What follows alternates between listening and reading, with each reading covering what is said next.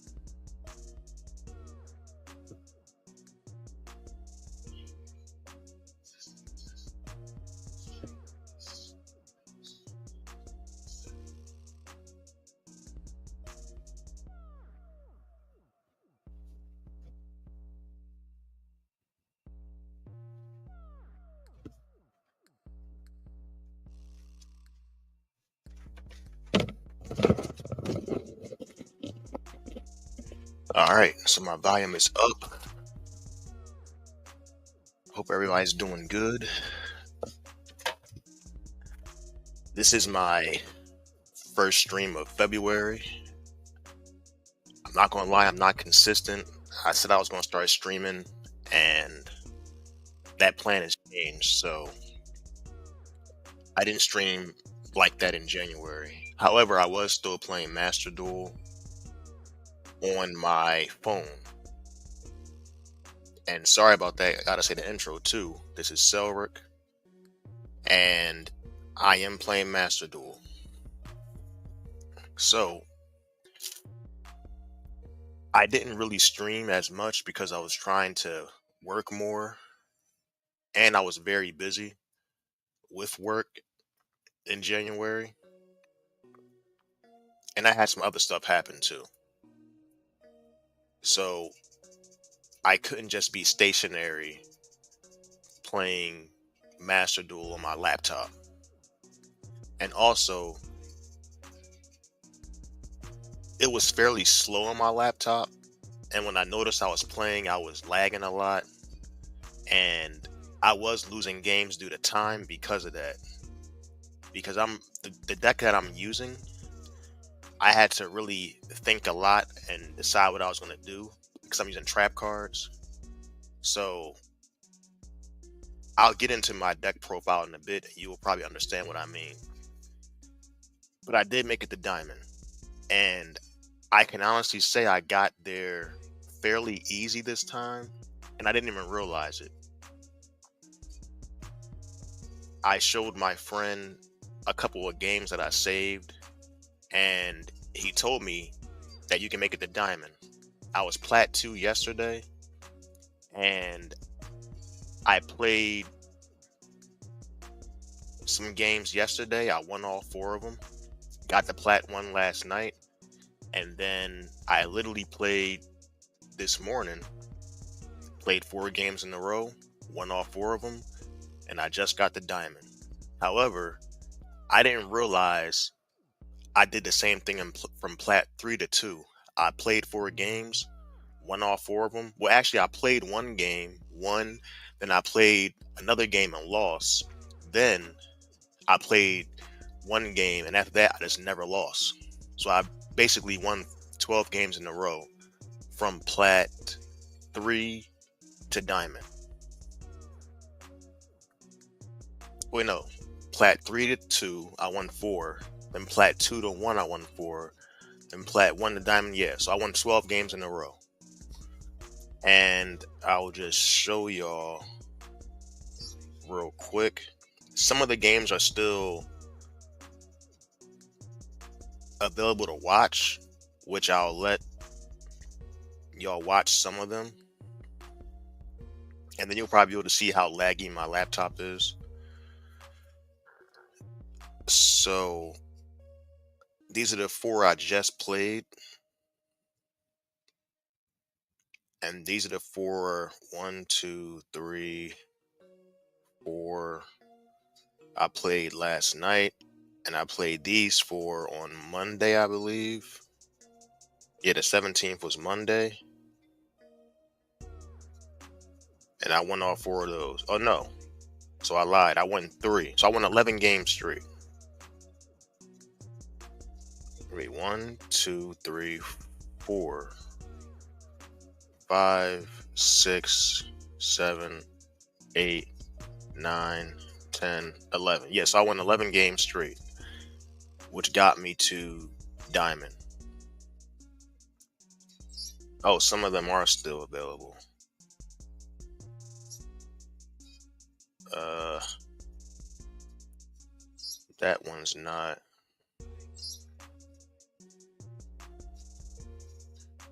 But I'll go over my deck profile because I changed my deck a lot, and I pretty much made it a graveyard heavy deck like last time. And with this deck, it's pretty much I'm setting my cards and I'm trying to get my trap cards in the graveyard. Basically, when I'm sending the card to the graveyard or discarding the card to the graveyard, it's there for a reason. So I don't want to really send a card that I really need to the graveyard. I really don't like that. Unless it's like a desperate situation. But for me, I don't want to play a deck where I'm going first and I have a hand trap in my hand, like an Ash Blossom or a Max C, and I have to discard that to activate an effect. You know? So that's kind of the reason why I don't play any hand traps. And I really don't play hand traps like that anyway, except in permanents.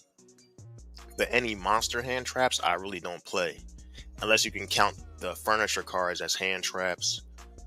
Wannabe could be a hand trap, I guess. But they're all situational cards. You know, I only can do them on certain parts of the phases of the turn. So, and I guess you can probably consider Lady Labyrinth a hand trap because if I activate a trap card, she can come out anytime during the turn. And you can probably consider Lord of Heavenly Prism a hand trap since if my opponent or me activates a set spell or trap card, he can come out. And if he's revealed, I can set one card. So I'll go over my deck profile. I run Torby, the furniture cards, and Chen Draglier. I can't pronounce that because my vocabulary is trash. Basically, with those two, I want to have them in my hand, first or second. They're perfect for my deck, first or second, because they can help me set up my big welcome or my welcome labyrinth. Because I want to get out Lady as quick as possible. That's really my game plan. Get her out, then she's gonna start engineering in all my trap cards, engineering in my floodgates, my negates, all my utility. Really, most of it comes from Lady Labyrinth because I'm pretty much running all trap cards. As a matter of fact, to get a better look at it, let me see if I can. I will go here.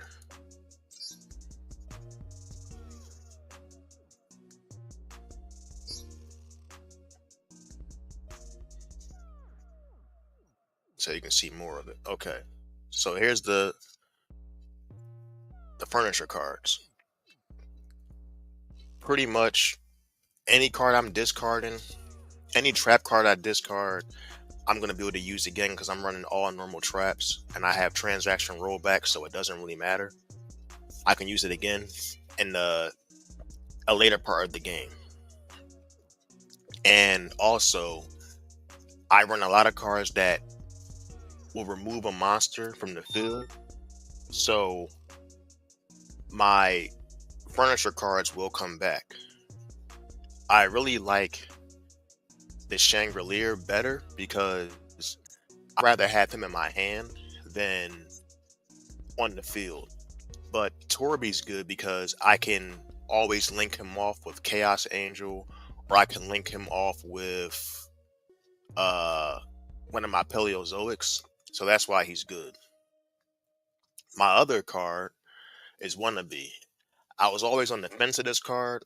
My friend told me about this card a while back, and I really wasn't sold on it. But this season, it's been a very good card for me because it's a card I can do during either turn. I can go first or second, it doesn't matter. If my opponent ends his or her first turn with no back row, I'm gonna set a free card by excavating 5 cards. So I have some room to literally set one card. I can set a Daruma Cannon, or I can set a big welcome. This Wannabe literally has made my opponent waste a negate on it, or it's made me have a good setup for my turn 2 after they won turn 1. Or when I'm going first, it's a free trap card. So I can have all monsters and just her. I'm gonna at least have a trap card. Hopefully, if I have five, if I excavate 5 cards and at least 1 or 2 of them are a trap card. If it's just one trap card, it's kind of trash because now if it's a trap card that I can't really use, my opponent would install me out and it'll get sent to the graveyard. But if I need to get a rollback in the graveyard, I'll just put that on the field because my opponent will either wait it out and it'll get sent to the graveyard, or I can just send it to the graveyard myself. Or if I'm playing Labyrinth, I can activate it and take their effects. So she's just a very good card, and she's light, and that helps with my theme with my deck because I'm really using light and dark monsters. So Bestials kind of do screw me in a way, but I'll get into my weaknesses after I explain my deck.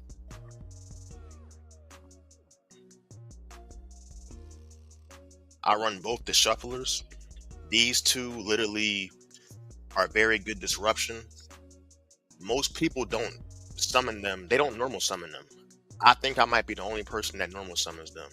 And I want my opponent to see it because they're going to probably waste something to get rid of them. And it's always funny to me when my opponent uses Raigeki on it. Like, okay, destroy it. I really don't care. I'm going to still be able to use the effect in the graveyard. So it doesn't really matter. Only thing that messes me up is if you banish it.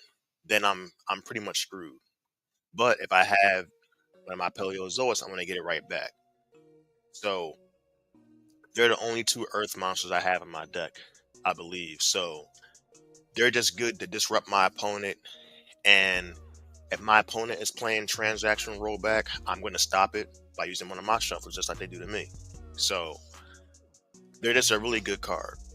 And I can always toss them in the graveyard with the furniture cards or anything else that sends cards to the graveyard. So they're just really good utility.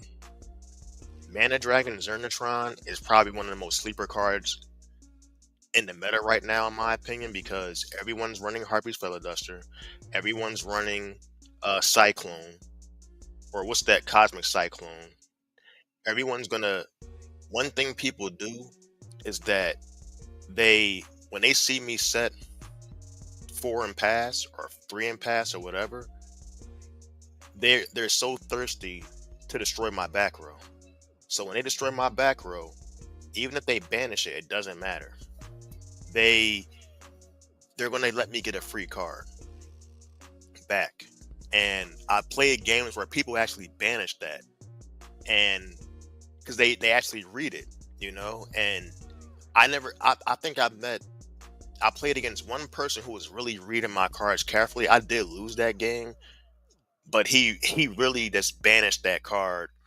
And one person just didn't destroy my stuff. When they see me mill that card and send it to the graveyard, they didn't destroy my stuff because they knew if they destroyed it, I was going to set something else from my graveyard from my following turn. So Mana Dragon Zernatron is a very good one of. I was thinking about running 2 in it, but I think it will be too much because if I run 2, then people will just play me different. But that's one card I'd rather have in my hand. At first, I wanted it to be in my graveyard, but because people started catching on to what I was doing, I'd rather keep him in my hand as long as possible until I have to discard him. Because say I'm going against a Baron, and a Baron literally will pop my card. Now the cards you pop, it might pop a rollback because I actually set transaction rollback. I will set cards to bait my opponent into destroying them. So they will destroy something that I don't really care about or something that I really need. But once they destroy it, if that's in my hand or it's in the graveyard, I'm going to special summon it and set that card right back, or get something that I really needed that's banished or in the graveyard and set it right back. And if they negate his effect, I don't really care because he can still activate in the graveyard. So he's just a very good card to keep my opponent on their heels because they are going to proc his effect. When I normally have him, I do get his effect procced, but like I told you before, some people they see that in the graveyard and they just don't destroy nothing. They just get scared, I guess, and they don't even want to bother destroying anything. So I use him as a one-up. That's it. Diabellstar, she's probably the main engine in my deck because when I summon her, I can send any card from my hand to the graveyard. So that means Mana Dragon's Intertron, any of the shufflers, any of my trap cards I need sent to the graveyard, any of my furniture cards, and then I will just set a Sinful Spoil spell or trap. And I have quite a few of them in this deck. The same ones you see like with the Snake Eye stuff. So she's a very good engine and she starts off most of my combos. So a solid field for me using her is I play her, set my Ami card negate in the Severa, and I set 3 and go. Set 3 and pass. Or maybe even 4, depending on if I'm going first or second. So that may look like a shitty field or a weak field. You just see 4 and pass with a Diabellstar. But my opponent really doesn't know what I'm playing. They know I'm playing, but when they notice I'm playing trap cards, they have to play me different. Because I'm not playing like a traditional Labyrinth type of deck.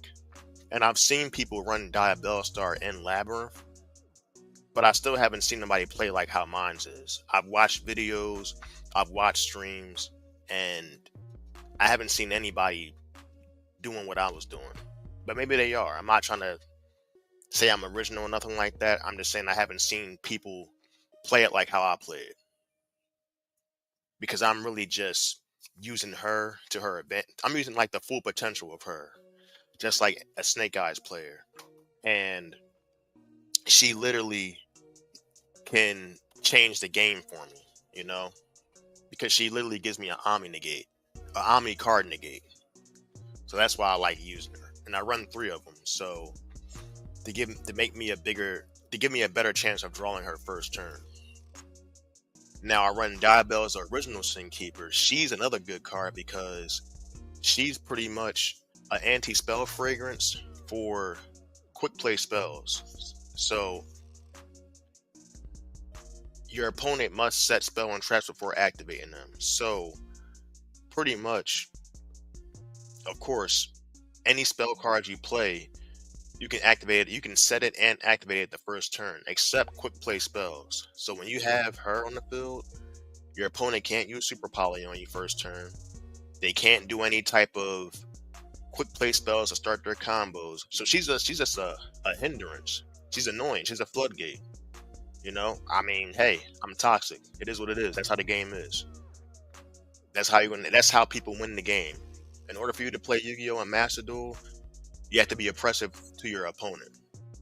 That's the only way. All that, I'm trying to have a good game and let's go back and forth. You'll go back and forth when y'all doing floodgates and negating and I'm negating each other back and forth. That's how you go back and forth. Popping each other's cards.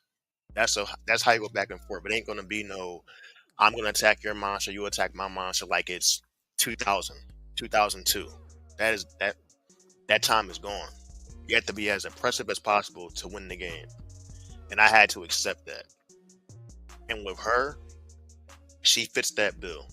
because if I'm actually playing against a Snake Eyes player who has Sinful Spoils cards, I can play her for free. And so can, if they're and if anybody's playing against me that has her, they can play her for free. But she doesn't really do nothing to me because I don't. The only quick play spell I run Call by the Graves. I run the Weakers. I mean the wanted Seekers. However, I think that's about it. I may run maybe another one, but I don't really know. Well, I do know. I just gotta look at the card. My bad. Just my phone. But yeah, she's a good 2500 monster, light, and she shuts down quick play spells. So when my opponent sees her, they want to get rid of her immediately. Immediately. And then if a spell and trap becomes set on the field while this card is in the monster zone, except during a damage step, I can target one card I control and one card my opponent controls, destroying. So that's why I set rollback. I'll set rollback with her effect, I'll pop it, then I'll pop something that they have. Or if I have my Paleozoic face up, I will set a card, target my Paleozoic, target their card, pop it. My Paleozoic doesn't get destroyed because they're unaffected by monster effects. So she literally is just a perfect card for my deck. Literally.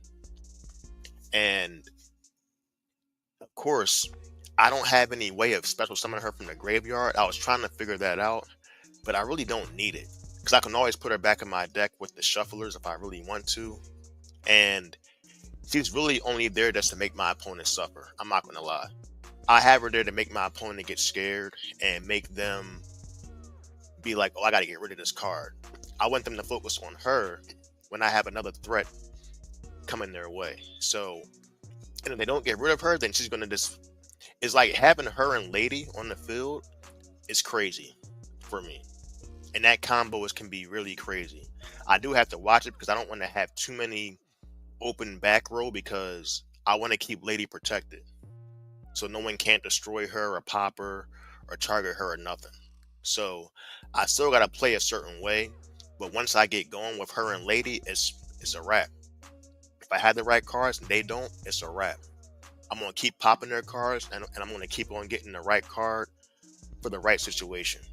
And Diabell Star can get her out through her engine. So that's why I run her. When I seen her in the TCG months ago in the summertime, I knew I was going to pick her up and put her in my deck because I was already using Diabell Star with the Labyrinth cards. So once I seen her, it was only a matter of time when they're going to drop her. And when they dropped her, I got her immediately. I didn't even wait to buy a pack or just keep on buying packs to get her. I just crafted her immediately. I didn't care. Lady Labyrinth, the star of my deck, one of the few stars in my deck. She's self-explanatory. She sets any trap card, any normal trap card. If a normal trap card is activated, she comes out for free when a normal trap card is activated, and she's untargetable by effects, and she's indestructible by effects when I have set cards in the field, even set monsters. So, and she's 3000 attack, which is very good, with 29 defense, which is very good. So she's just a fortress. She's just like a tank, you know. So once she's on the field and she gets going, if they don't chain block my stuff, my opponent might lose. They have to chain block me because she's just too good of a card. I run two of them. Now I run two Eldritch, and that can seem odd, but Eldritch works perfect for my deck. At first I was running one, but I think two is better because I want to have him as another threat. Because when my opponent sees Eldritch in the graveyard, they immediately either banish it or they try to do something to just get rid of it. They waste their stuff on Eldritch, which I don't care. I'm going to get him back. And if you shuffle him into my deck or you banish him, whatever. I don't really care. As long as you're wasting that disruption on him, I have something else that's probably worse than him. So it doesn't really matter. But he's he's a good going second card because basically I can send rollback or any other spell or trap that I want in the graveyard to the graveyard, and I can target one card in the field and send it to the graveyard. So if their card is targetable, I can literally just get rid of it. Doesn't matter, you know. I'm not destroying it, I'm sending it. So a lot of stuff says when they get destroyed, their effects proc, his doesn't. But I'm not destroying with him. And then I can special summon him by sending another spell and trap I control to the graveyard. So if I have a card set that I set by an accident, or set because I was hoping I was going to get something to get rid of it, he can get rid of it. And then he will special summon himself to the field, and he will be 3,500 attack, 38 defense. He's a good wall for a turn, and he's indestructible. So Eldritch is just a good utility card for my deck at the time, and he's a good engine to get rid of stuff. Or not engine, he's like a good card to just set me up for a strong monster and to get rid of stuff. Now I run 2 Lord of the Heavenly Prison because I consider him like a starter card. If I have him and 4 cards in my hand turn 1, I can just reveal him and then set 4 and pass. And hopefully I will have a trap card that I can activate anytime I want to get his effect off. And then when I'm playing Lord of the Heavenly Prism, I only want to set spell cards. I don't want to set traps because Lady can set trap cards. But Lord of the Heavenly Prism can set any spell and trap card after his effect is procced. So when he's revealed, first you reveal him. When he's revealed, all set cards can't be destroyed by card effects. Then, if a set card is activated, spell or trap, except during the damage step, I can special summon him if I did his reveal effect the previous turn. I can special summon him, and then I can set 1 spell and trap directly from my deck, but I have to banish it during the end phase of the next turn. So when I'm using him, I normally try to just say I have a big welcome or a trap card I can just use anytime, like Needle Storm, Needle Bug Nest, or my Paleozoics. I would just activate them at the end phase and then get my engine going, summon him, and then I will set a grass as greener, or I will set a weaker simple spoils, or maybe really just those 2 cards. Honestly, I only really set trap cards if I'm desperate with him, or if I just need a certain card at that time, because he can set anything on my deck. But I try to really set spell cards with him because there's no way to really set. There's no generic monster that can just set a spell card unless I don't know about it. But he can do that, and he comes with protection, and he comes with as a 3,000 monster, so that's pretty beefy. That's a good wall. So my opponent's most likely is going to use something to just get rid of it, like a Regeki, or they're going to destroy it or banish it because they can't beat over it. And he's 10 stars, and it's a card I'm running with him. But these two are 10 stars. So there's an Omni-Negate Exceed monster that I run, and I'm glad I got it because at first I didn't think it would be good in my deck, but hey, it's situational, so I can always use it. And I played a game earlier where that actually won me the game, but I'll show you that when I get to it. Metalfoes Fusion. I don't use it for the first effect. I only use it for the second effect, the graveyard effect. So this card, really, I use that because it's a free draw. I played so many games where I start with that and Diabellstar, And even if my opponent negates my Diabell Star, I'm at least going to have this in the graveyard because I sent that to the graveyard and I can draw a card and maybe draw into something else. I played games where I would bait my opponent by using this card to draw, and I run Foolish Burial to send this to the graveyard from my deck and just draw a card. And it's just a good bait. But if not, if they let me go through that draw, it's a free draw. And I'm going to always keep getting it. I played games where I literally drew this and then drew it again. Or I sent to the graveyard, drew a card, and drew that again. Which is kind of annoying. That's like the worst thing that could happen. But I've also played games where I actually used that effect twice in the game. I would send it to the graveyard, then I would draw it. Now I'll send it to the graveyard, draw a card. That next card I draw could be a Grass's Green or something that discards a card, and or a Needlebug Nest, and I'll basically mill it again. So now I have a free draw on my next turn, my following turn after my opponent.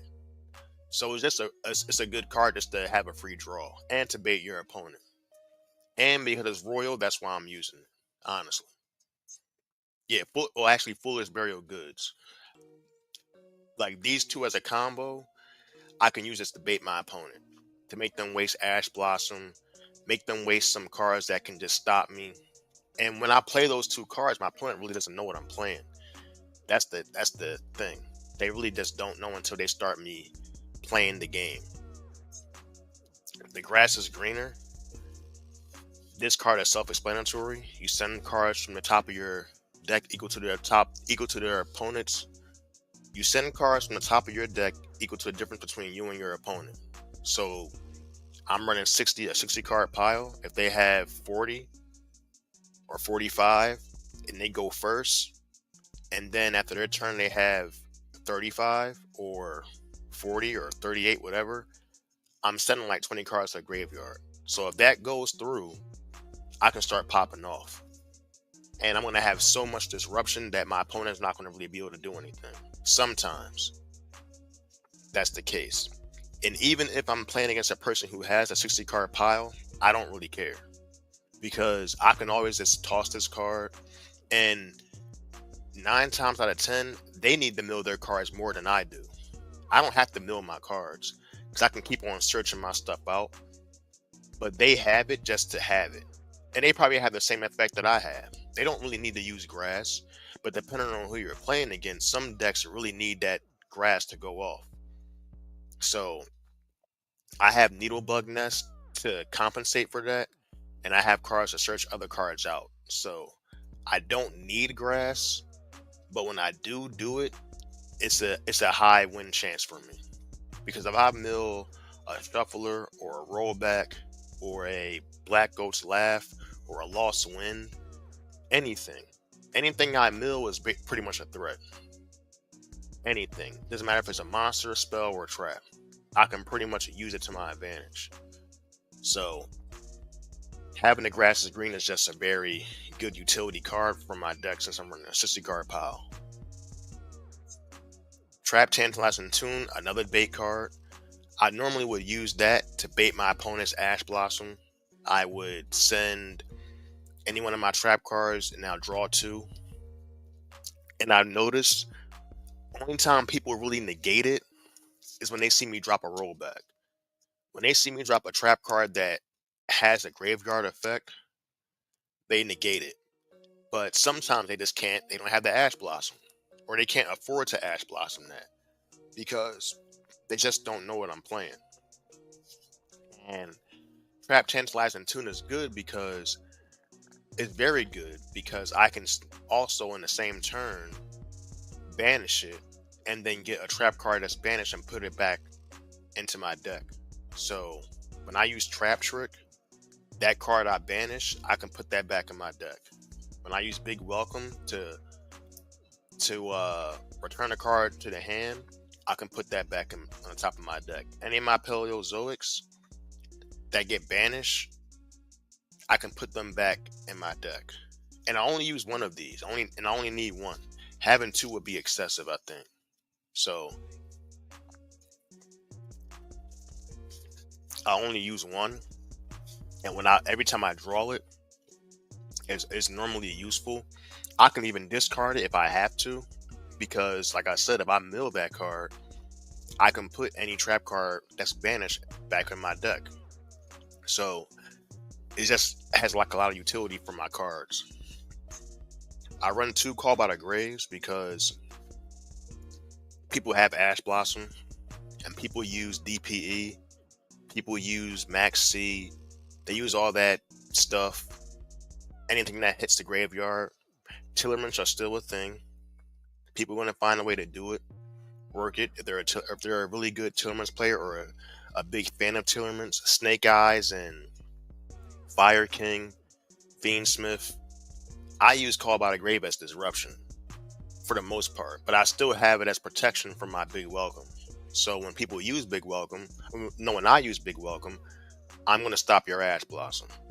And then again, if somebody use Call by the Grave on me, I have a card to negate that, and I'll get to that in a short bit.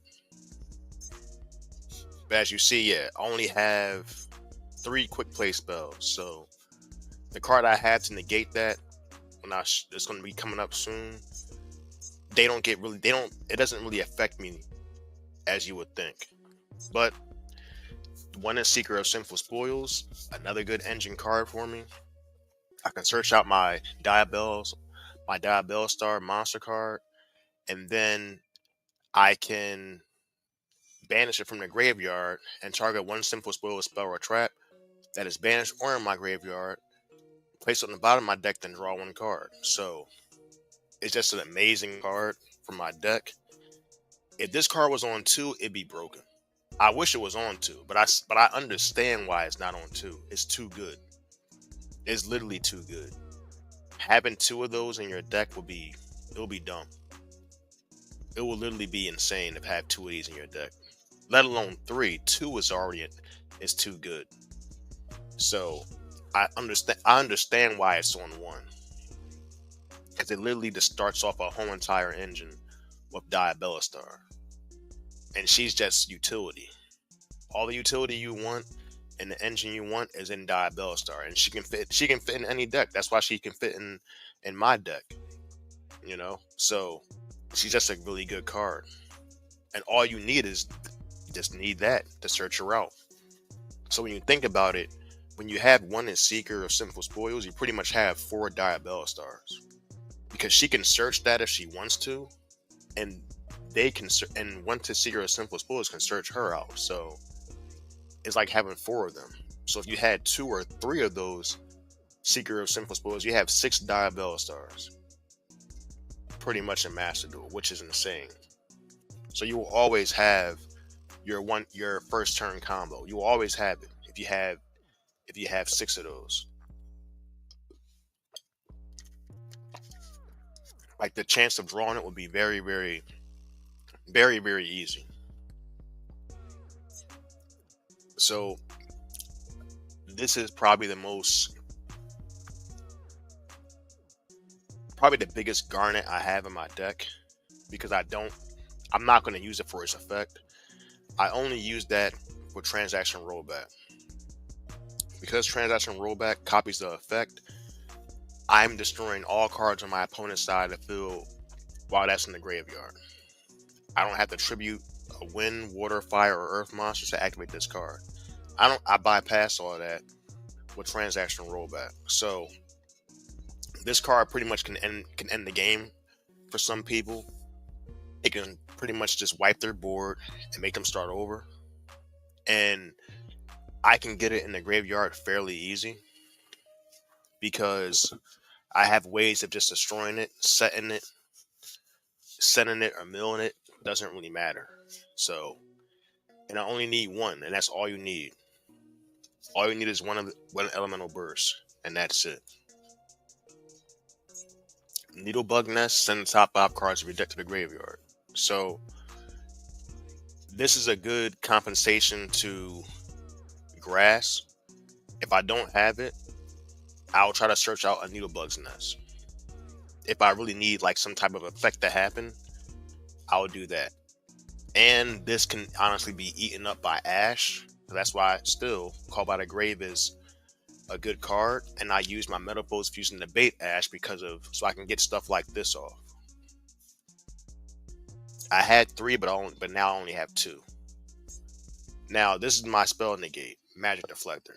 This card has literally won me games and made my opponent quit because a lot of the meta, surprisingly, most people rely on their quick play spells, their field spells definitely, and their continuous spells. Not much equipped that much, but it negates all spell cards except normal and ritual spells.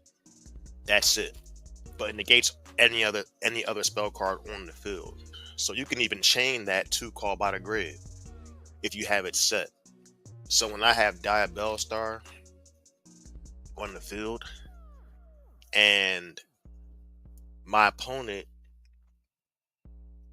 responds to my Diabellstar graveyard effect with Call by the Grave, I'll just flip up Magic Deflector. So now all your quick play spells are negated for the turn. Doesn't matter. Unless it's in the graveyard, that really doesn't matter. And I can activate that card whenever I want. There's no time when I have to do it. It's just a easy flip it up. And I'm negating everything. It's just to me, it's an insane floodgate. Now, if it negated all spell cards, it would definitely be ultra rare and it'll probably be limited to one. But because it negates just everything except ritual and normal spells, that's why I say it's super rare. And it's a trap card too. But it's literally a trap card that's a spell negate. And my opponent never sees that card coming. Never. Because most of the time they think I'm playing, when they know I'm playing Labyrinth, they wouldn't even expect me to have that in my deck.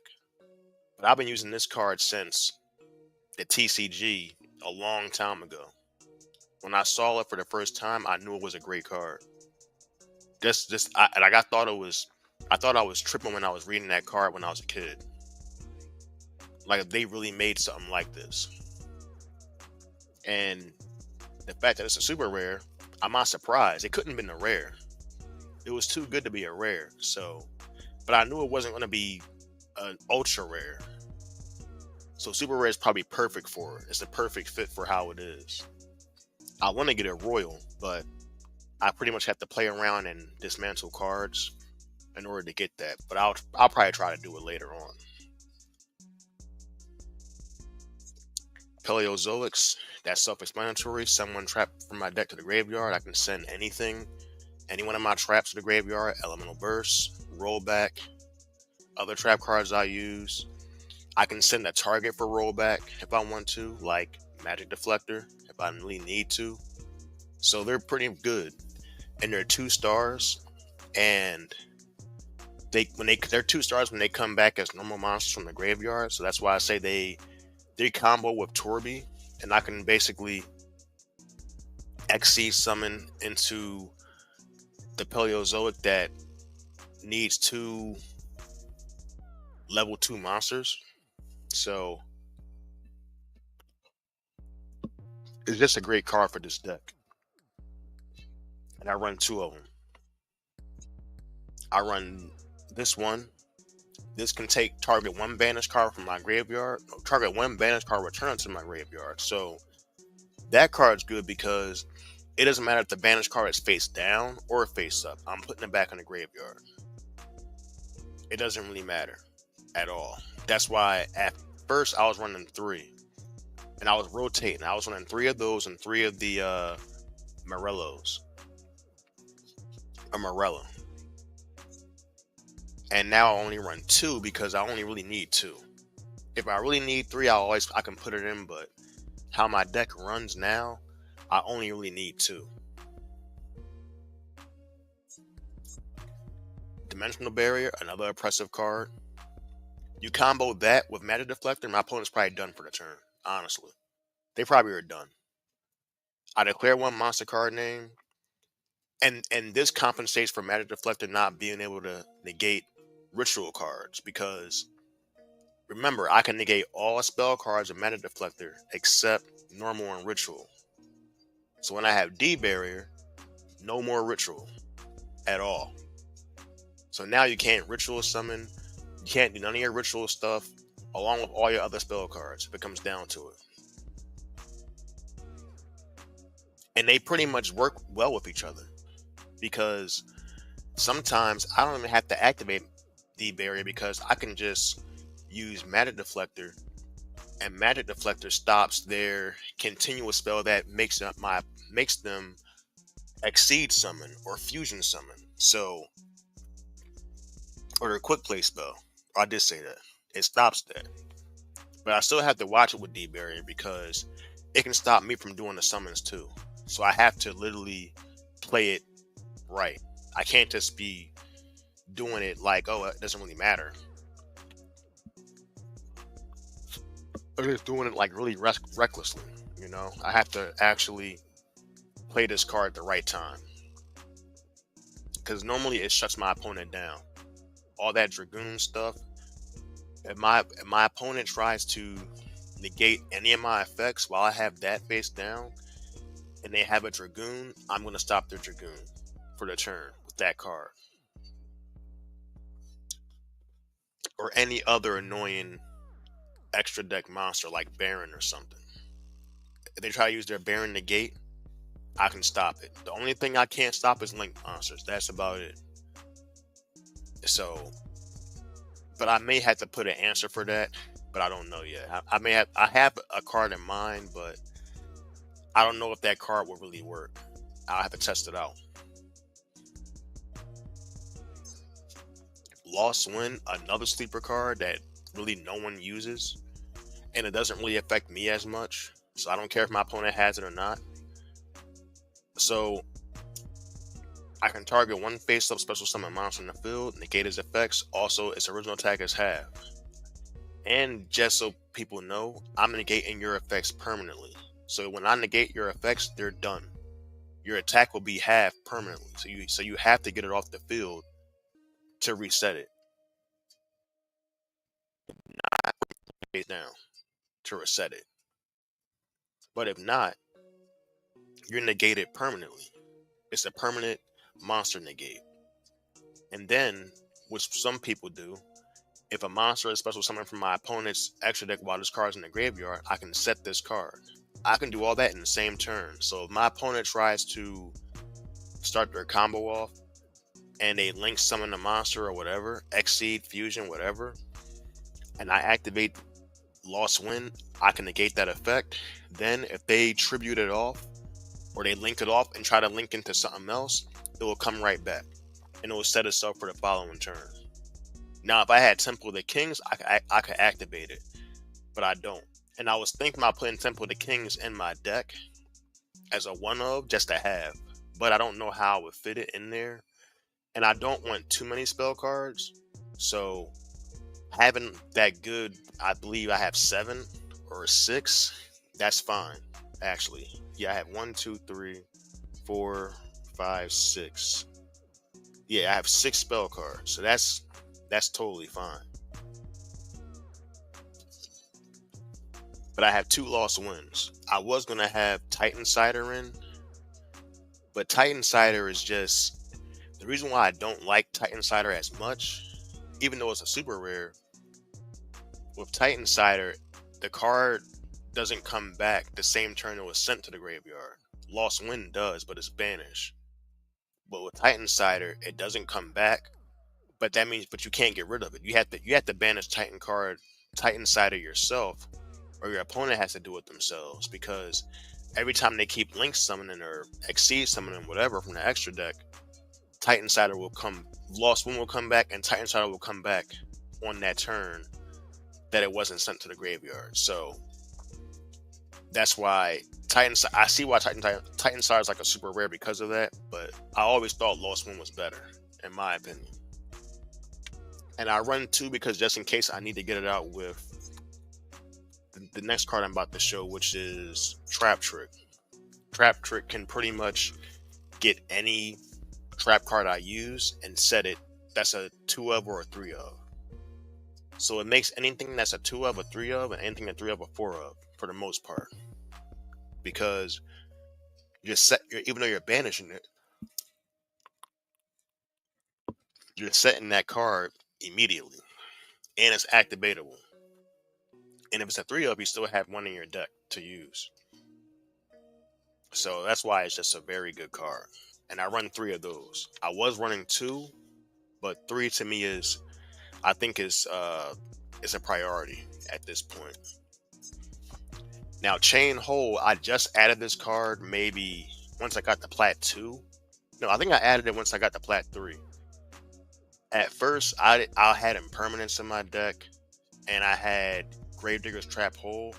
But this card is better because this is Gravedigger's Trap Hole, but to me, slightly better.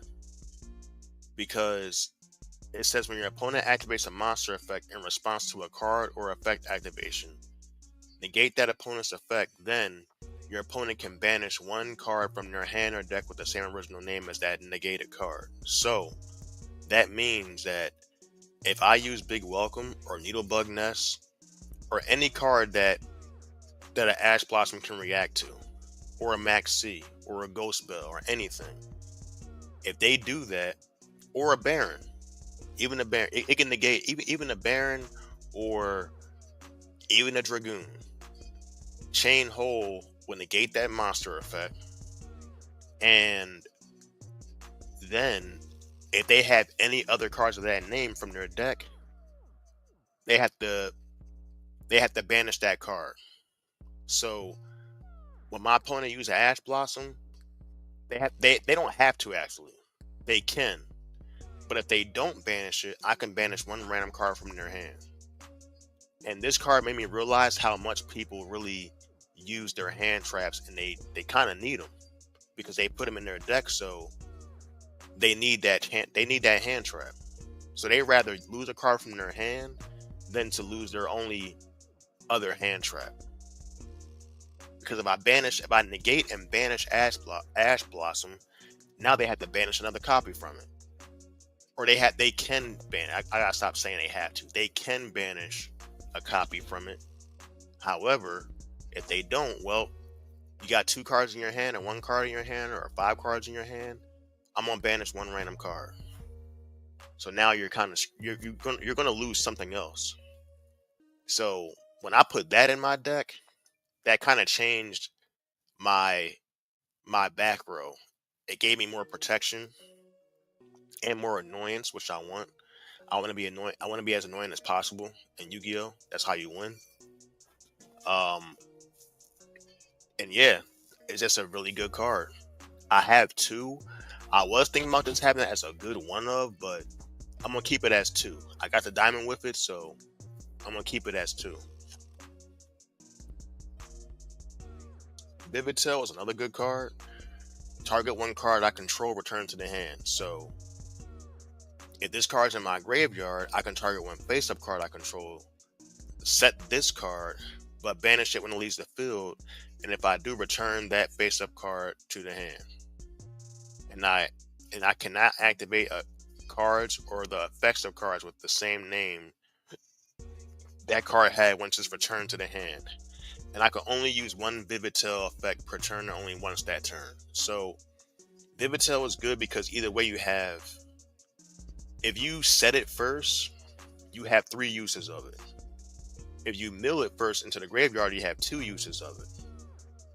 So to me, I rather, even though I want to have 3 uses of it, sending it to the graveyard is very good because say I use Lord of the Heavenly Prism, I set him, and then I play him from his effect.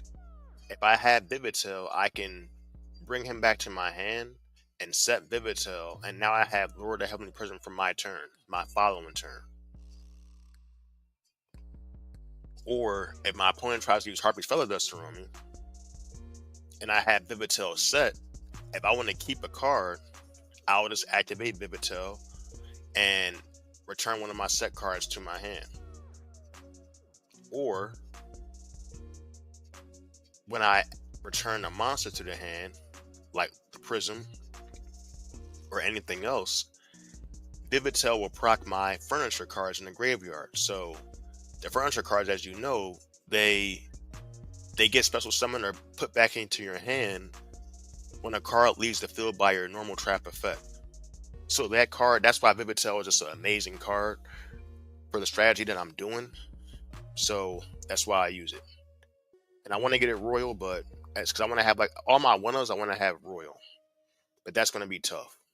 I have to keep on crafting cards, and I have the gems, but I don't think I have the actual uh, rarities like that. Welcome Labyrinth, self-explanatory. I use that to just summon Lady Labyrinth 9 times out of 10, and Welcome Labyrinth gets procced by Vivitel as well. So that's why I only have Welcome Labyrinth as like a good one of because of that. Terrors of the Overroot, another card that gets procced by Vivitel. That gets procced by my furniture cards. Or my furniture cards gets procced by Terrors of the Overroot. If I target a monster card. But I can target one card my opponent controls and one card in their graveyard, send that card in the field to the graveyard, and if I do, set the other card from my graveyard to my opponent's field. That can literally screw somebody over. When they're trying to summon their stuff from the graveyard, I will just target your card in the field, target a card that you're summoning, and swap them. So now you wasted your effect for whatever it was.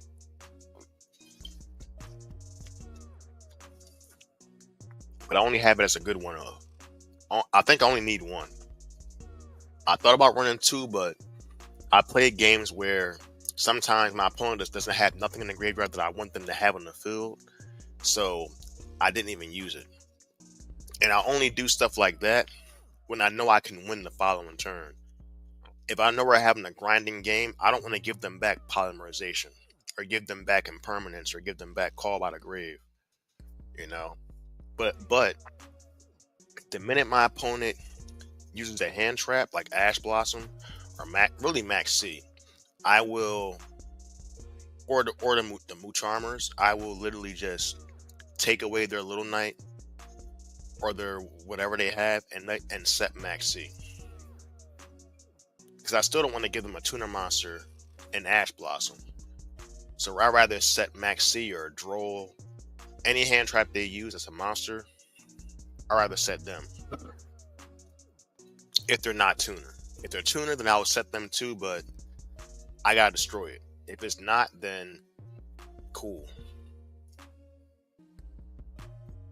I run 3 Daruma Cannons, which is self-explanatory.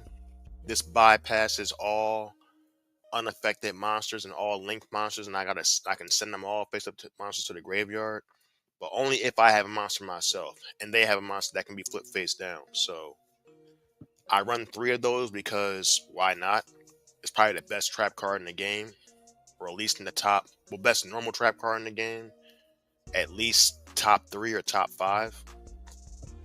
So I run 3 of those, and with Trap Trick, it makes it a 4 of. So if I need to do with that effect, I'm just gonna use that to stop them for the turn.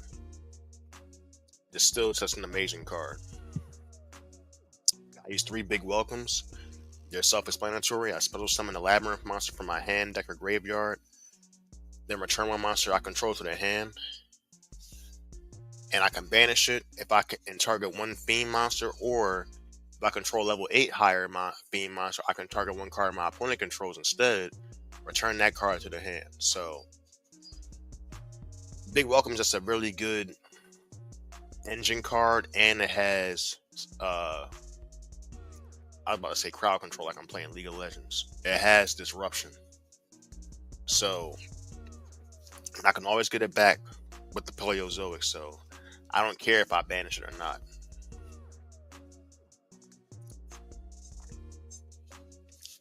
Probably one of the stars in my deck, Transaction Rollback, can copy any trap card's effect by paying half my life points. So I can pretty much copy any trap card in my deck with this card, and I gotta banish it. So it's still just an amazing card to have with the strategy that I'm using and doing. And once my opponent sees that, now they have to work. But once they see that, they know I'm playing trap cards, because most people who run rollback, if they run it and they're not playing trap cards, and they know that they're gonna probably see it just being milled. But the fact that I can just toss a rollback in the graveyard first turn, they know I'm running trap cards. They already know off the rip. So sometimes I started just setting it and then destroying it. So now I destroyed it for that reason. Simple spoils of Betrayal, Severa. Someone Diabell Star monster from my hand or field to the graveyard and target one face-up card in the field. Negate its effects. So this is the card I was talking about. It can be set with Diabell Star, and it's an Omni card negate. I can negate any face-up card permanently. Just like Lost One. This can negate any face-up card. And my opponent doesn't. I don't think my opponent knows that sometimes. They probably think I just negated it for the turn or for that chain, when no, it's negated permanently. So I try to use this card on a lot of floodgates. So when I see a continuous spell or a continuous trap, I'm gonna use this on that. So now you have less spell and trap card zones to use, and you have to just deal with it unless you get rid of it. So that's why I love this card. And then, and the graveyard effect is when my opponent activates a card or effect in response to my Diabell Star monster effect or simple spoil spell and trap card effect activation, I can banish it from my graveyard and negate that opponent's effect. So if my opponent tries to negate my Diabell Star monster's effect on the field while it's in the graveyard, I can banish that and negate the effect. And the funny thing is, I have two of these, so I only have two because it gives me a better chance of drawing it with Diabell Star. And what I would do is I would toss that to summon Diabell Star. So now, if my opponent tries to max C or impermanence me or whatever, I'm not really max C, really just impermanence. If they try to stop me from using my effect and setting something, anything, I can use that to negate the effect. Effect Veiler, it doesn't matter what it is. As long as it's in the graveyard, I can negate that effect. The Black Ghost Laugh, I may have to put one more of those in my deck and take out Lost Wind, because it's like you declare one monster card named this turn. Neither player can special summon monsters with that original name, except from the graveyard. So I normally do this card when I know my opponent's trying to summon like a Bystial card, or I know what type of deck they're running. I'll just activate it. Like, oh, you're gonna run this combo, or you can't use this card for the turn.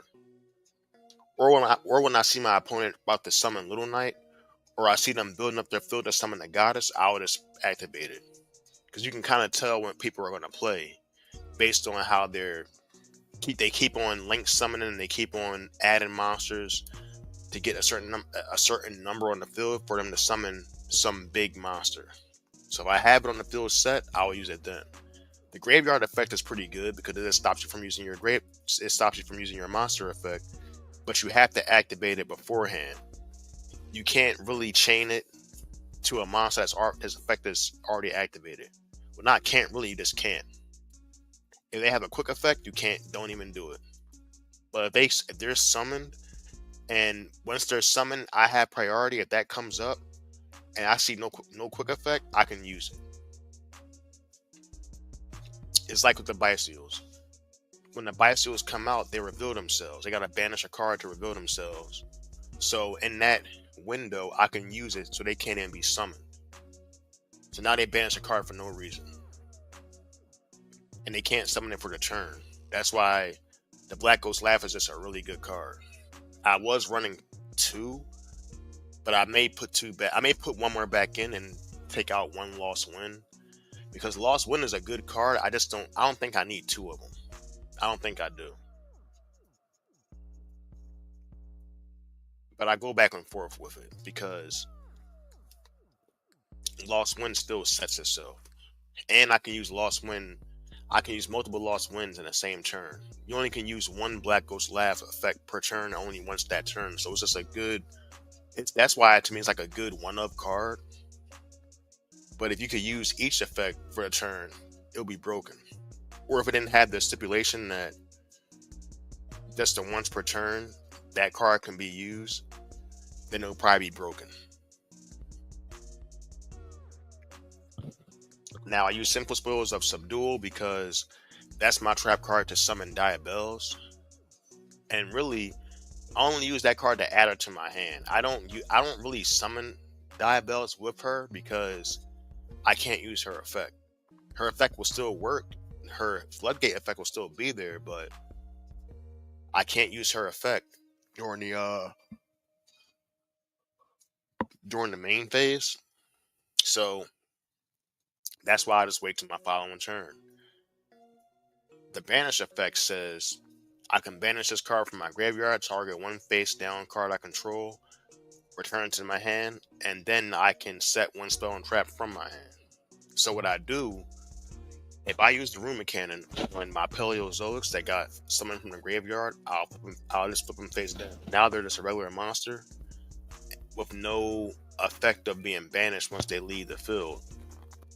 And I'll banish this, and then bring them back to my hand and set them as spell and traps to get like another use out of them. And I can use that to take a set spell or trap and put it in my deck, basically.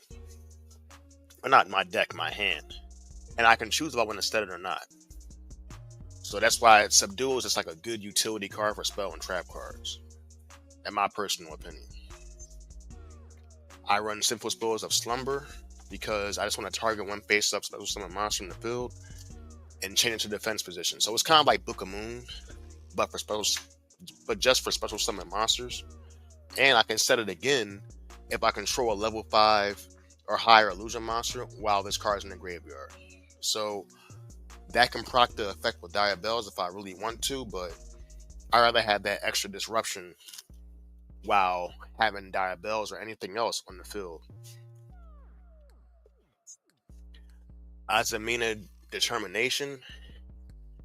This is a new card that came out to summon one of the Azima monsters, Azamina monsters, fusion monsters.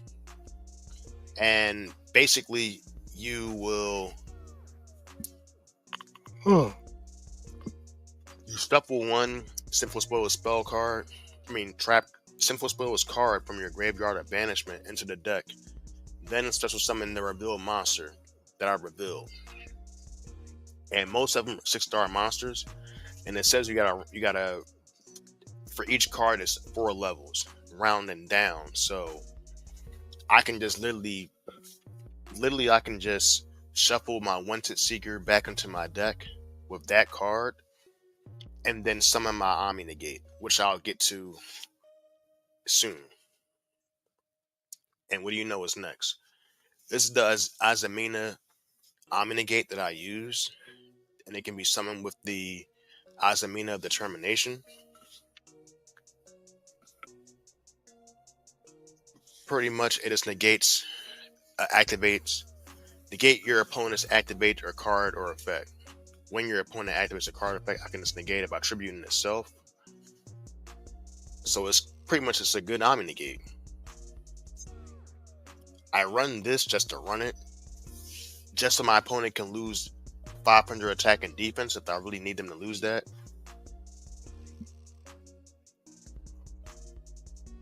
Then, when it's fusion summoned, I can add one Azamina or Simple Spoils card from my deck to my hand. So it can really engine my stuff if I need to.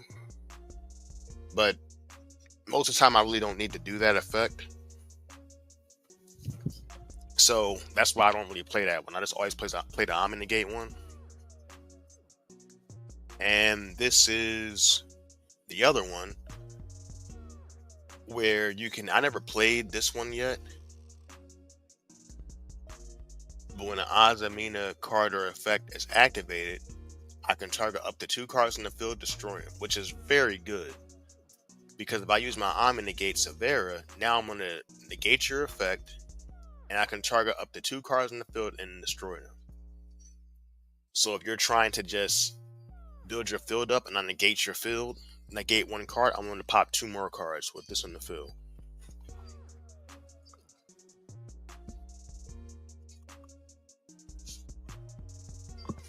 And this can also summon Diabells back if I really needed to. I run Chaos Angel because, like I told you, I run Light and Dark, so I can get both his effects off if I have the right cards in my hand. Oh, they didn't even do that. Yeah, his was light effects. Synchro monsters I control are unaffected by monster effects, which is pretty good.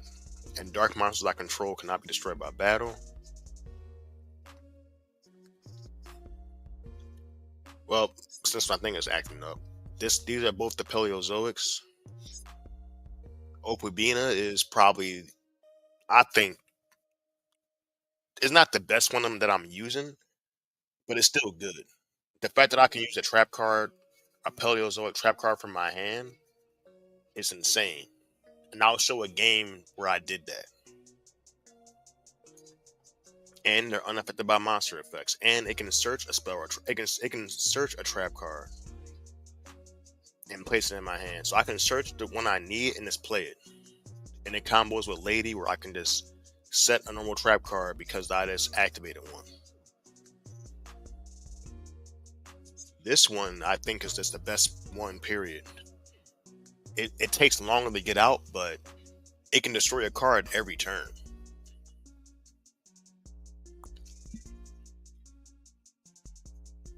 So you can destroy 3 cards total. And if a trap card is sent from your spell and trap cards onto the graveyard, which they do get sent to the graveyard in my deck a lot, I can activate the top card of my deck, and if it's a trap card, I can add to my hand, otherwise send it to the graveyard. So it's just an okay card. And it's royal, so that's why I use it. I run 2 Opabinas. This is the Omni Negate I was talking about, where Eldritch and Lord of the Heavenly Prism takes 2+ level 10 monsters, and it's an Omni Negate. He can negate the activation, then I can detach from material from him and then destroy 1 card in the field. At the start of damage step, if this card attacks while it has material, I can destroy 1 card in the field. If this Xyz summon card is destroyed, I can destroy 1 card in the field. So he's very, in my deck, I'm not going to get him out every game, but I can get him out. So if my opponent doesn't realize that, then I can just catch him off guard. But they probably won't, because you don't see Eldritch and Lord of the Heavenly Prism often like you used to. So when people see it, they may not even expect me to have that. Or when they see them two, they may not expect me to have him. Barudras. I have a Zeus, self-explanatory. I'm not going to go all into that. I can just send all my opponent's cards to the graveyard, including mine.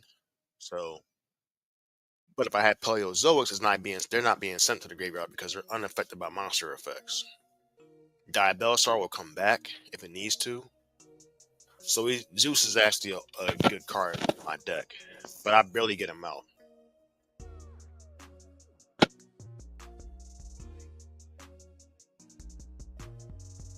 And we have to attach 2 materials. Okay. Typhon has actually won me some games, and sometimes I did lose because I just didn't have anything, and Typhon wasn't enough. It is what it is. But I've definitely won some games with Typhon because he shuts down all monsters with 3,000 attack or more effects. And he has a non-targetable return card to the hand. Masquerina, self-explanatory. I'm not going to go into her. Paleozoic Cam Baroster. Same thing, unaffected by monster effects.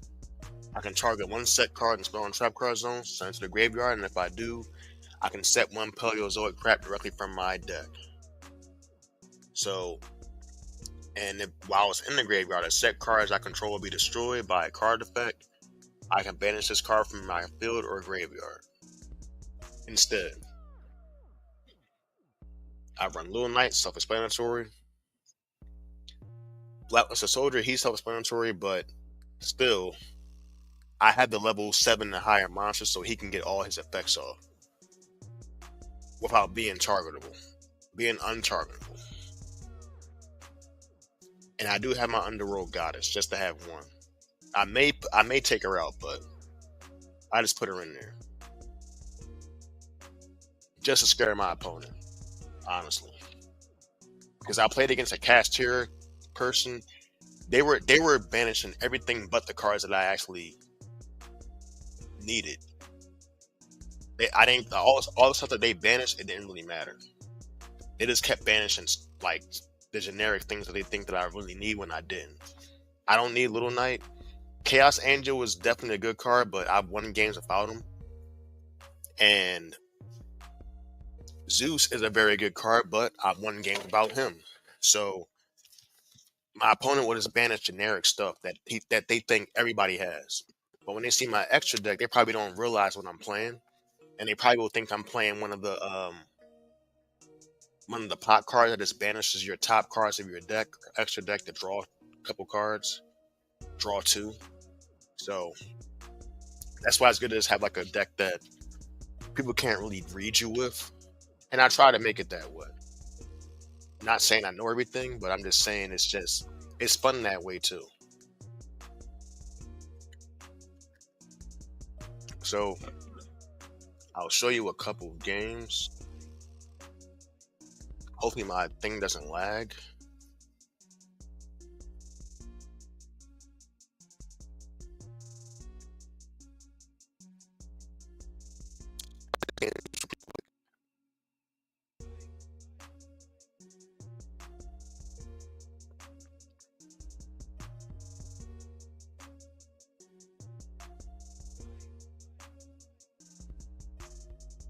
So I can't play that one.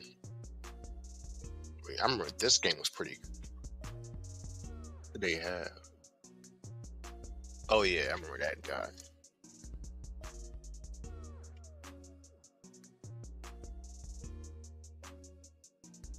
Let's see this. Yeah, I'll play this one. But I don't think this person did anything. Because some of the games were very quick. I'd rather show you some of the games I saved because they're just better.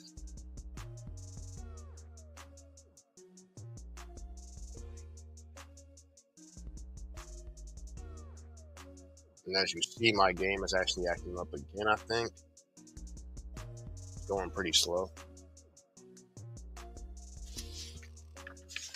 I did go first in this game.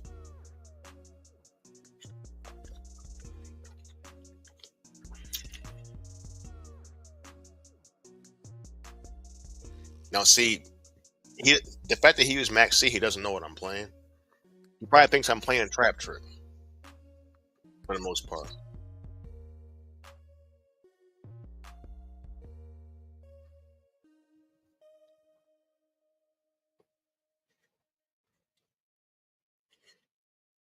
And use Harpies. So when he used Harpies, I just use Little Bug Nest, and I use Trap Trick.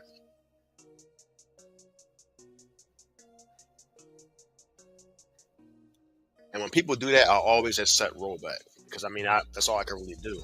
I was running Waking the Dragon, but I gotta put 2 of those in my deck to really do that. So there goes Mana Dragon that got proc. Now just set trap trick again and use Regeki.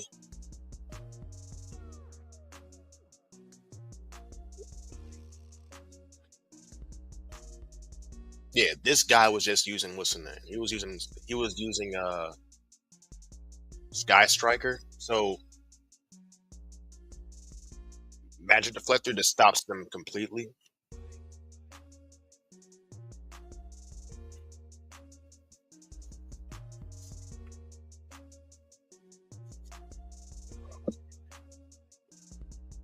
And I think this is where he quit.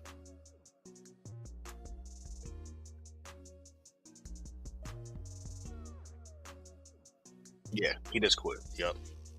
Because I was going to start my whole thing off.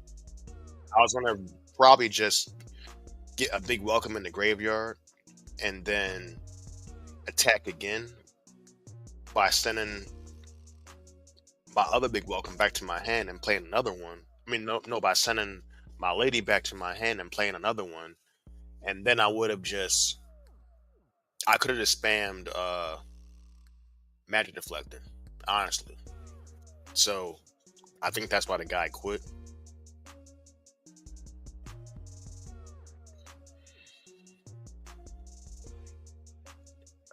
Which game was this? This is probably the Cashier player. Yep, yeah, it's the Cashier player. I think I saved this game. I think I did. Maybe I didn't, but I'll just save it anyway.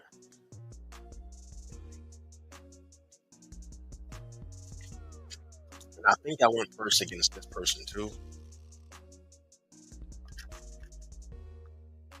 because Cashier destroys my deck.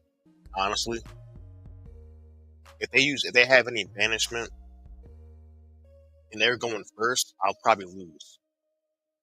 So the only way I think I won this game is because I went first. If he would have won first, he would have beat me. And I think I misplayed here. I think I forgot to use. Oh no, I didn't forget to use that.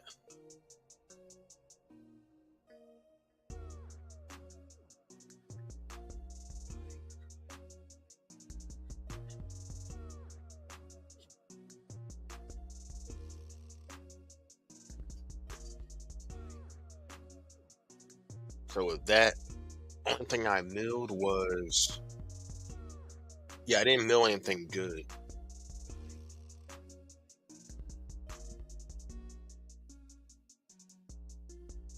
So I did that because I know what he was going to do. I know when people have that card, I know they're playing cash chair, or they're either playing something that they need. They're playing a card. They're playing an archetype that needs their field spell. So that's why they've used that card.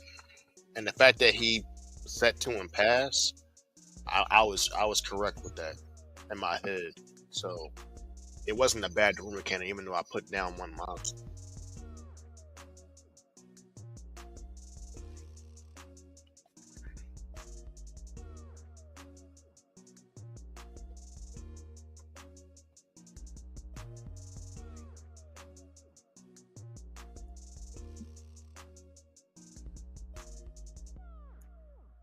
So I just used D barrier. So we can't exceed summon for the turn, which would have probably made me lose if he was able to. So I used trap trick, and that's why I say I can get any banish card if it's face down.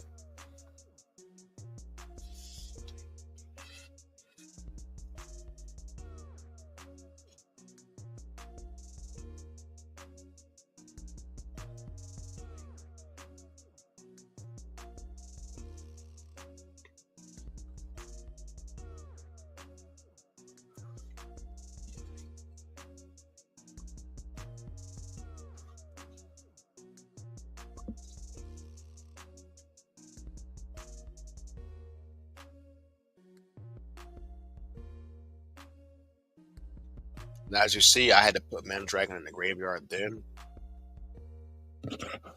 I didn't want to do that, but I had to.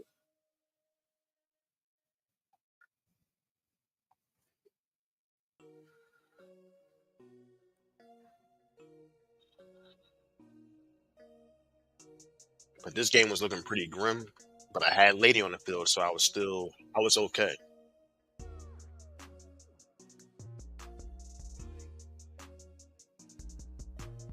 Now he did that just a chain block, which I understand.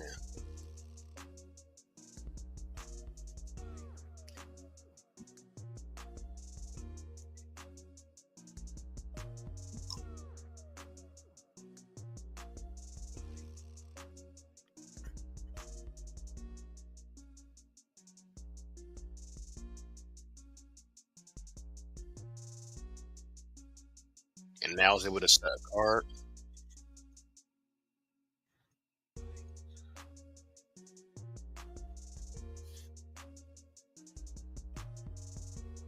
And now with that mill,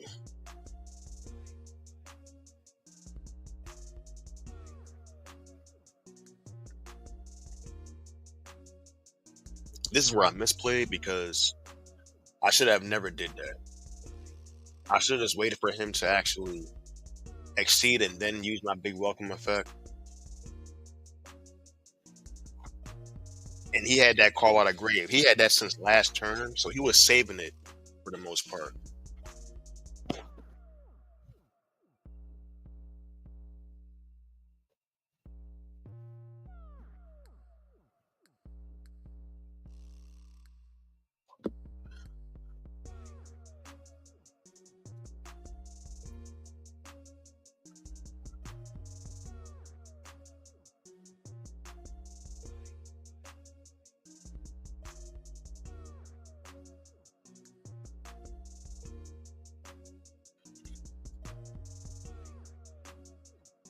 And now he plays as a rise heart.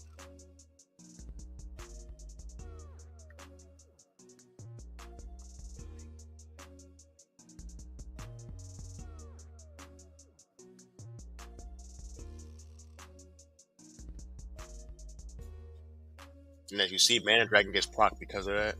But he flipped the Rivalry of the Warlord, so it doesn't do anything now.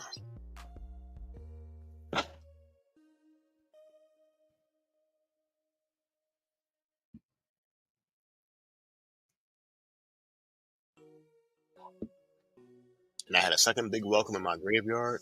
Return that to the hand.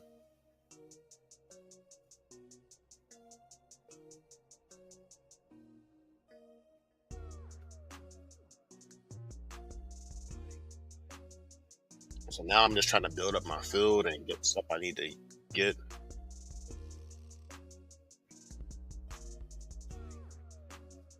And I put a second row back in the graveyard, I believe.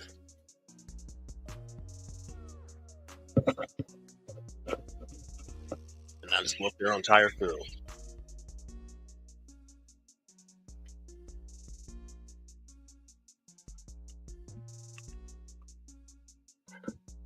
Now I could have did that before I blew up their field, but I just did it because I didn't know what they had. So I just kept it safe.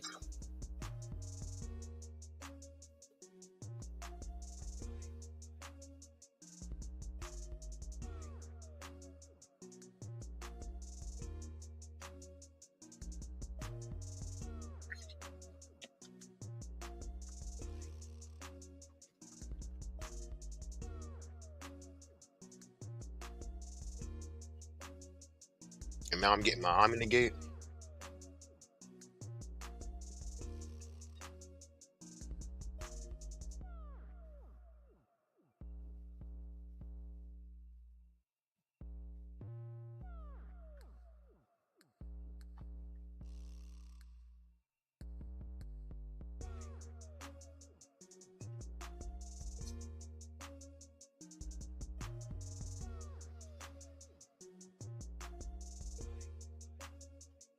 And I just want to destroy this stuff.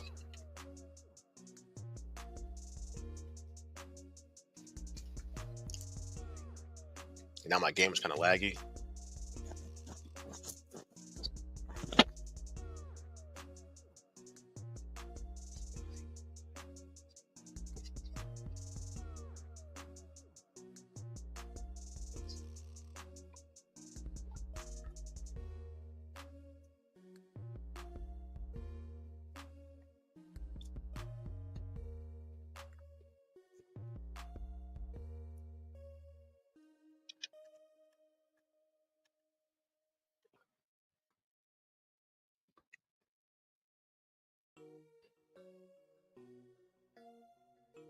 Now I get Elwich back.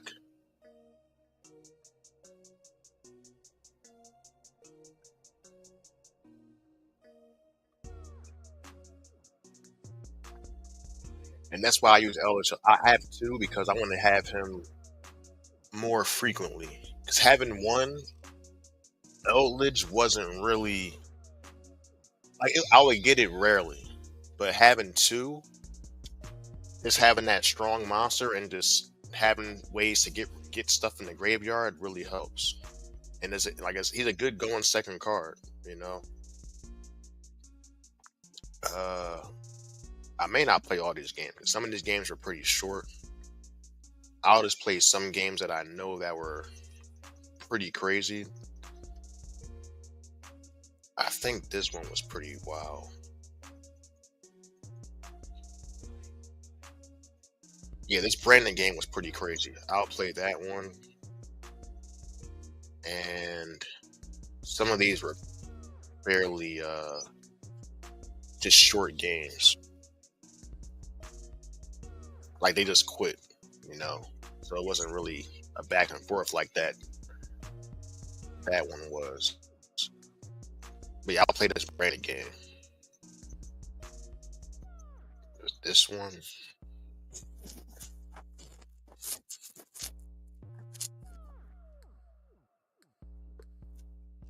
That one was okay. I'll play this Brandon game, then I'll play a save game I have, and then I'll call it quits.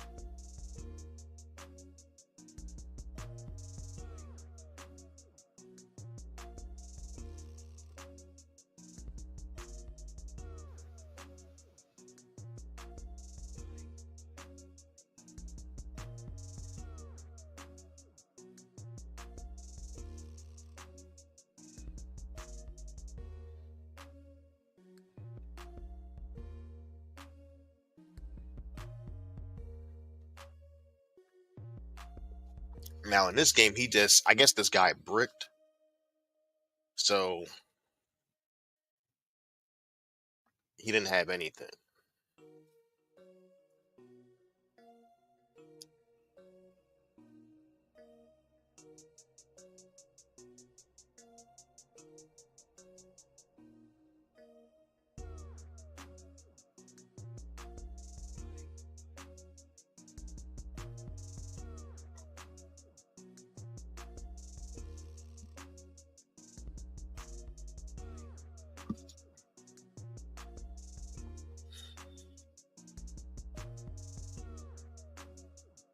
But that's the thing too. He doesn't even know what I'm playing. He probably thinks I'm playing Burn or something, or I'm playing some type of gimmick. So he doesn't really know what I'm playing. So that's I actually that goes to my favorite because when I set four and pass and I activate Lord of Heavenly Prism, they think I'm playing Burn or Stun. So they build sometimes they don't even build a really big field because of that. You know, they play different monsters. Like I'm sure he could have summoned uh Mirror Jade, but he just didn't do it.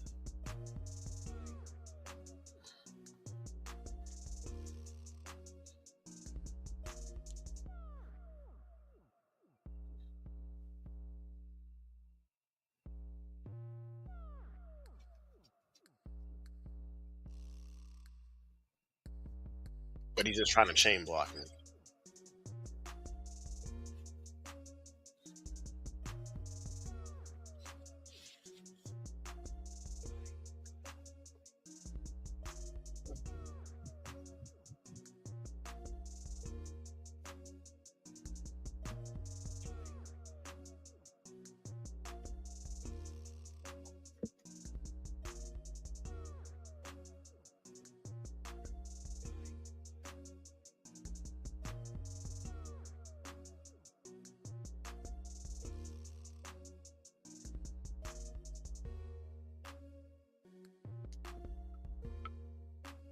And that Ash Blossom is the reason why I run Call by the Grave.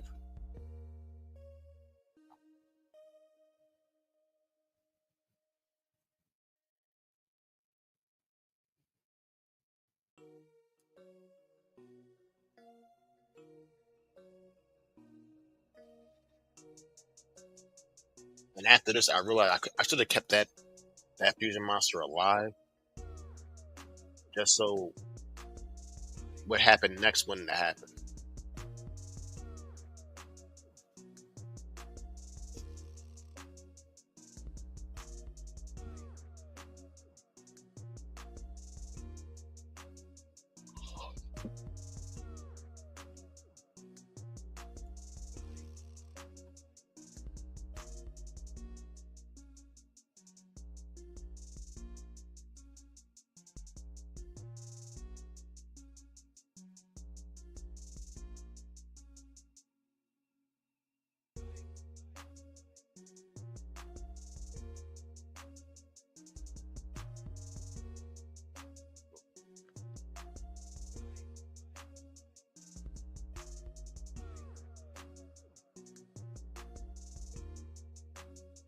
Yeah, he's doing all this on my on my end phase, so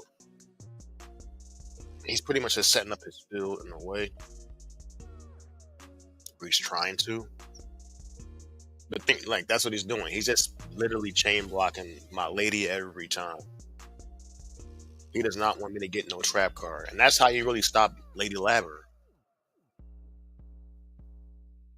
You just have to keep chain. If you have a chance to chain block her, you have that option to do it. You should do it. But see, he had every hand trap, and I needed this needle bug nuts to go off, so that's why I had it negated.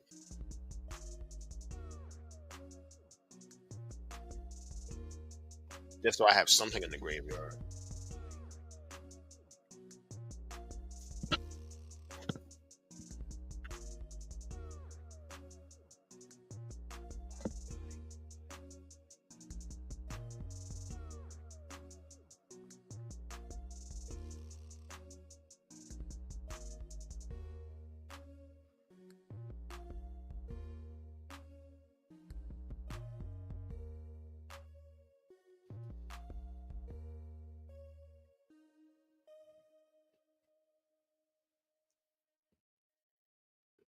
But he can't fuse, so there's nothing much he can really do.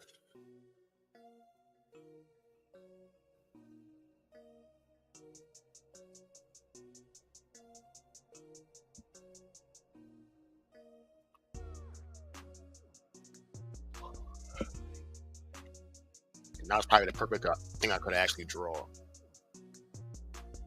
And as you see, Elvish putting in work.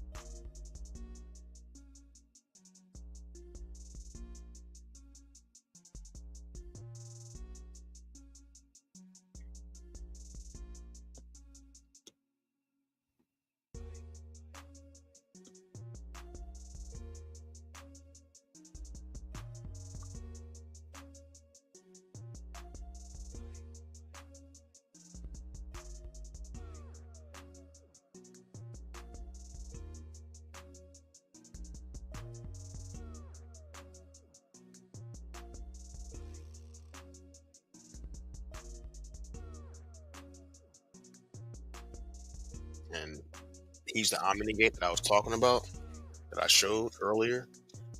So I can get him out easier than I did before. So that's why I'm running him.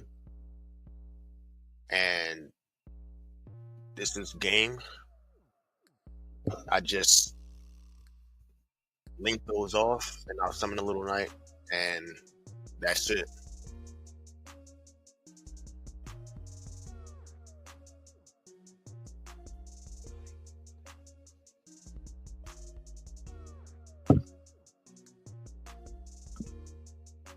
And as you see, even though I run D barrier, I can still link summon, I can still fusion summon, I can still exceed summon, synchro. I just have to do it at the right time. But I'll show one more game showing you, I guess, the perfect hand I could have ever had to have probably the best build I probably ever had. And I recorded that game.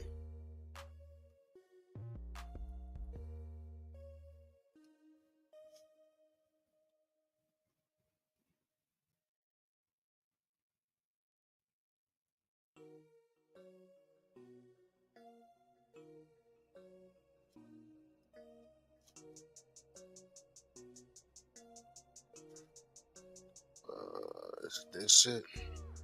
No,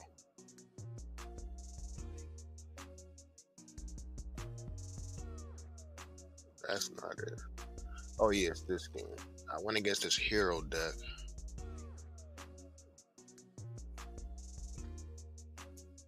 But this is just an example of how my first hand could be if I have the right cards in my hand. Because I actually drew a bunch of one-of cards and it all worked out.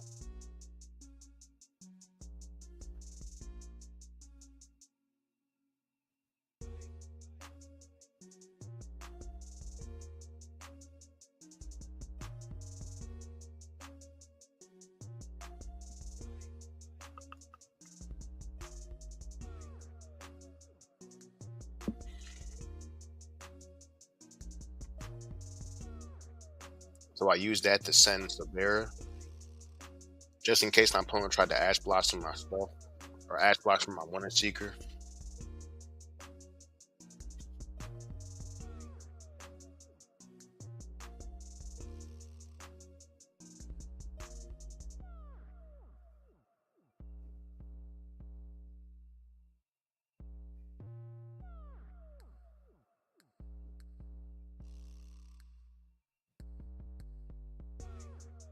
Let's use Grass.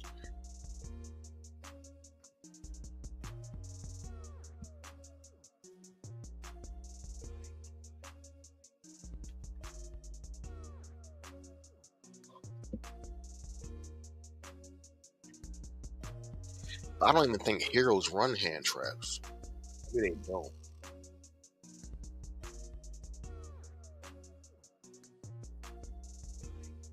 Because they're pretty much built to go second.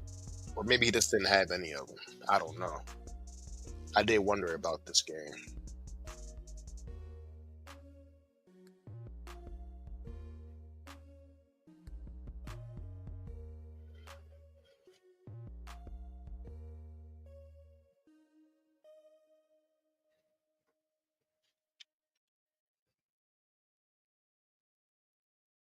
But how everything is pretty much rocking each other.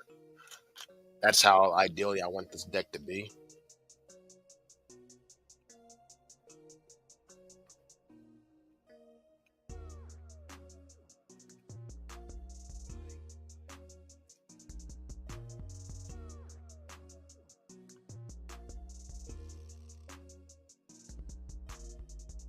So pretty much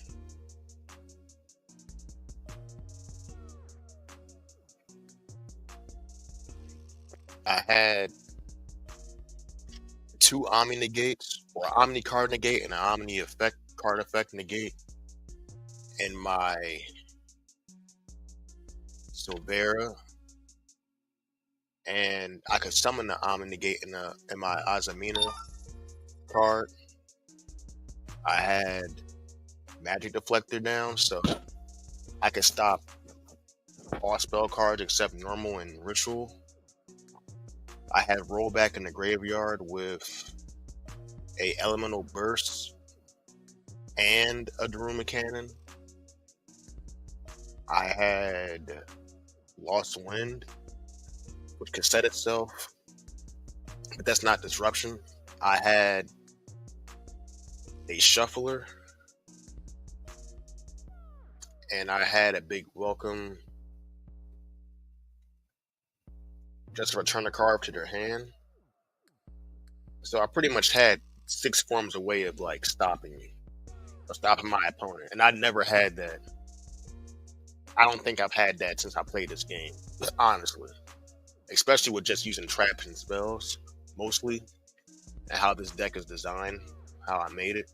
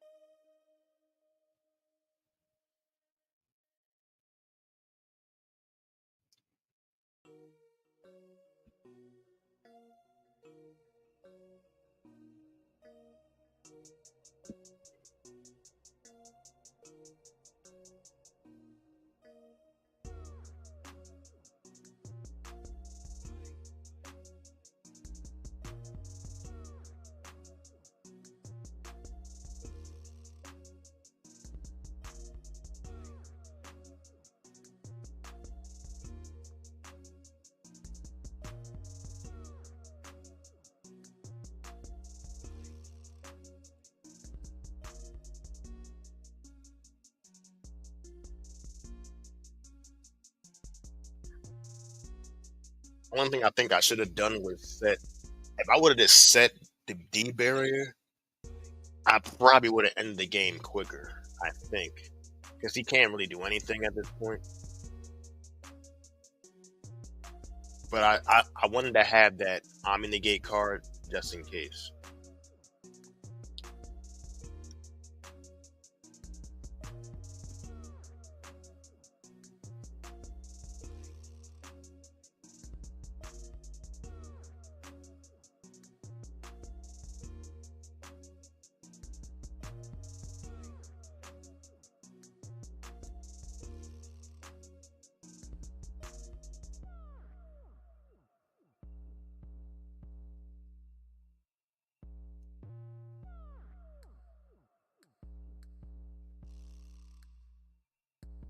And that's what I was about to summon the I'm in the gate monster, the Azamina card. And now it's game.